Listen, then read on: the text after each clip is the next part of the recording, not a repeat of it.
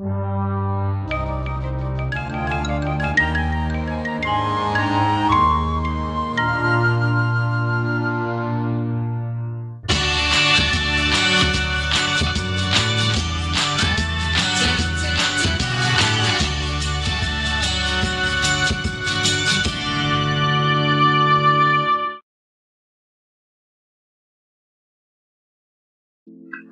बुद्धाय.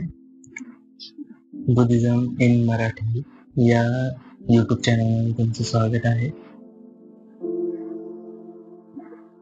मागच्या एपिसोडमध्ये आपण यमक वर्ग म्हणजे यमक वर्ग चे 2 पार्ट बघितले.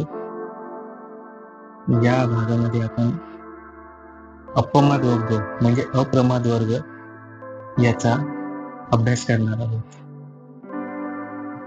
अपमादो अमतपद, पमादो मच्चुनपद, अपमत्ता न मियंती ये पमत्ता यथामता. अर्थात अप्रमाद म्हणजे सावध असणे हा अमृताचा मार्ग आहे, अमरत्वाचा मार्ग आहे. तर प्रमाद म्हणजे बेसावधपणा हा मृत्यूचा मार्ग आहे. जे अप्रमत्त आहेत ते कधीच मरत नाहीत आणि प्रमत्त हे मृतवतच आहेत. एतं विशेषतो यत्वा अपमादम्ये पंडिता अपमादे प्रमोदन्ति अर्यानं गोचरेरता. अर्थात अप्रमादातील विशेष जाणून अर्यांच्या क्षेत्रात वावरणारे, मार्गात रमून गेलेले पंडित जन अप्रमादात आनंद पावतात.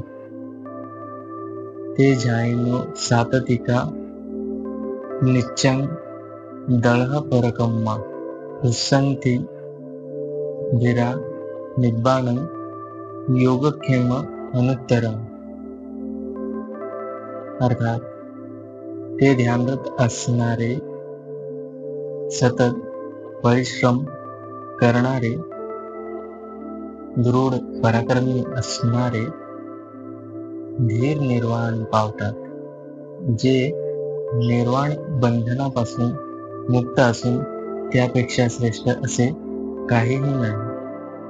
उठानवतो सतिमतो सूचिकम्मस्स निसम्मकारिणो संयतस्स धम्मजीविनो अपमत्तस्स यशो भिवड्डन्ति.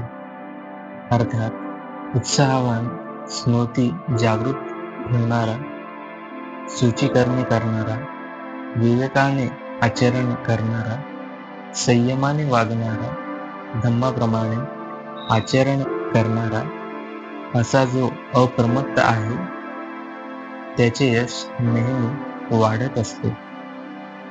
उठानेन पमादेन संयमेन दमेन च दीपंकर्याथ मेधावी